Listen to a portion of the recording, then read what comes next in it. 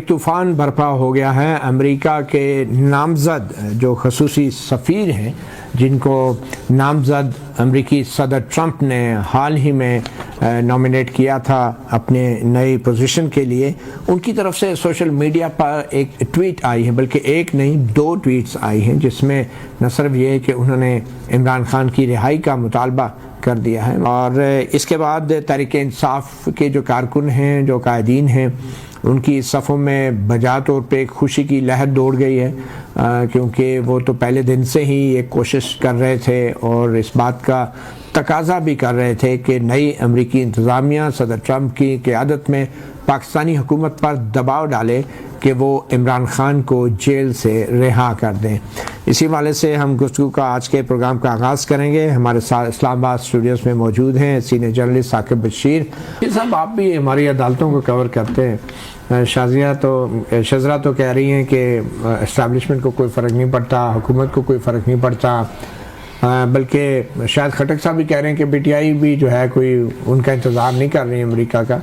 आपके ख्याल में इस तरह की जो अमेरिकी एहलकार की ट्वीट है, इससे पाकिस्तान के जजों को कोई फ़र्क पड़ेगा या अदालतों को? नहीं, जजों को तो फ़र्क जो है वो इस तरह नहीं पड़ता, लेकिन इस तरह नहीं तो किस तरह पड़ता है वो इनडायरेक्टली? किस तरह पड़ता है वो मैं बताता हूँ आपको कि हालात वो हमेशा से यही कहा जाता है कि केस बने हुए हैं, कानून के मुताबिक कार्रवाई होगी, अदालतें फ़ैसला करेंगी। तो माजी में भी हमने देखा कि जो केस 6-6 साल लगे बनाने में, तो वो 6 घंटे में भी ख़त्म हो गए, मतलब ये भी हमने देखा है। तो इसलिए जब केसेस जिस स्पीड से बनाए जाते हैं, जब उससे डबल ट्रिपल स्पीड से ख़त्म होना शुरू हो जाए, तो फिर समझ जाएं कि कुछ ना कुछ जो है वो हो रहा है। तो उसका तरीकाकार यही होता है कि प्रोसिक्यूशन थोड़ी सी कमज़ोर कर दी जाती है। प्रोसिक्यूशन कहती है ये केस भी नहीं बनता, ये भी नहीं बनता, ये भी नहीं बनता। मियाँ साहब के केसेस में जब वो वापस आए थे लंदन से, तो वही नैब जिसने 6 साल लगाए केसेस में, वही सारे उधर कोर्ट में खड़े थे कि जी ये केस तो बनते ही नहीं थे, ये वैसे ही बना दिए। तो इसलिए वो हुए तो मियाँ साहब भी अदालत के जरिए ही ना, मतलब उनके केसेस ख़त्म हुए। तो वो अदालतों के जरिए भी केसेस फिर इसी तरह ख़त्म हो जाते हैं। अगर वो उसके असरात, अब डायरेक्टली तो असरात कहीं पे भी हमें नज़र नहीं आते, इनडायरेक्टली बहुत जगहों पे वो असर जो है वो होता हुआ नज़र आ जाता है। लेकिन अब होगा क्या इसमें, अभी तो कहना कुछ कबल अज़ वक्त है। लेकिन इमरान खान साहब का केस तो एक बड़ा अहम केस जो है, बिल्कुल उस पे 190 मिलियन पाउंड वाला, वो उसमें बिल्कुल वो आखिरी स्टेज पे पहुंच गए।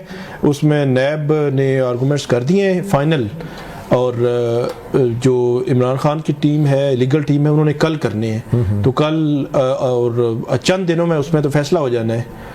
और तो उसमें क्या फैसला हो सकता है? उसमें सज़ा हो सकती है उनको 7 से 10 साल सज़ा भी, मतलब मैक्सिमम सज़ा हो सकती है। मिनिमम भी बरी भी हो सकते हैं, लेकिन बरी होते हुए इससे पहले जो है वो ट्रायल्स में हमने नहीं देखे।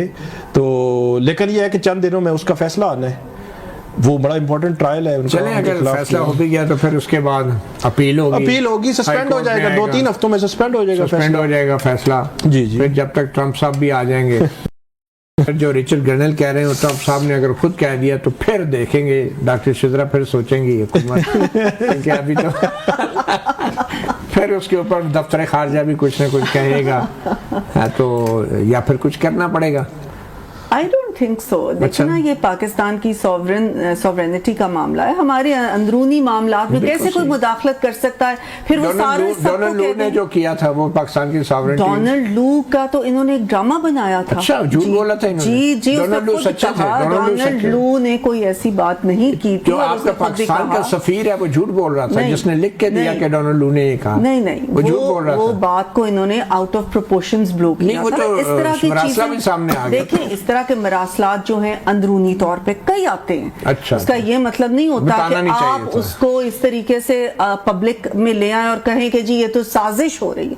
ये साजिश नहीं होती, ये आपस में मुल्कों की उसको कह लें कि बातचीत होती है, उनको बताते हैं, एक दूसरे को बताते रहते हैं। इसमें ये कोई अजीब चीज नहीं। लेकिन फिर उसको एहतजाज क्यों किया गया? फिर उसको सफीर को बुला के इन्होंने इस तरीके से उसको ब्लो आउट ऑफ प्रोपोर्शन किया, इस तरीके से उसको इन्होंने प्रेजेंट किया कि नहीं, नहीं, हमारी मजबूरी नहीं थी, वो हमने इन एनी केस करना था, लेकिन उसको इस तरीके से पब्लिक तो नहीं करना था, या उसको ये तो नहीं कहना था। ये डिप्लोमेसी के असूल होते हैं, डिप्लोमेसी का एक तरीका होता है। चलो ठीक, छोटी सी ब्रेक लेते हैं। ब्रेक के बाद बात करेंगे कि पाकिस्तान तहरीक इंसाफ की तरफ से मुज़ाकरात का अमल तो शुरू हो चुका है और इमरान खान ने भी 2 बड़े मुतालबे सामने रख दिए, मगर PTI के ही एक रहनुमा शेर अफजल मरवत, उनकी तरफ से एक नया फार्मूला भी आया है, उस पर बात करेंगे।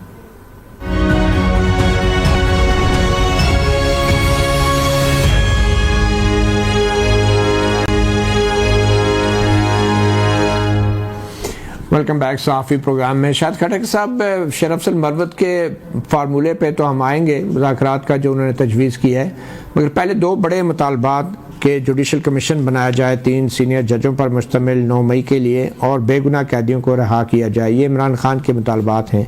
क्या ये मुतालबात मुज़ाकरात की शर्त हैं या मुज़ाकरात का एजेंडा है? जी देखिए, पहले तो मैं मुहतरमा के उसके ऊपर कमेंट करना चाहूंगा।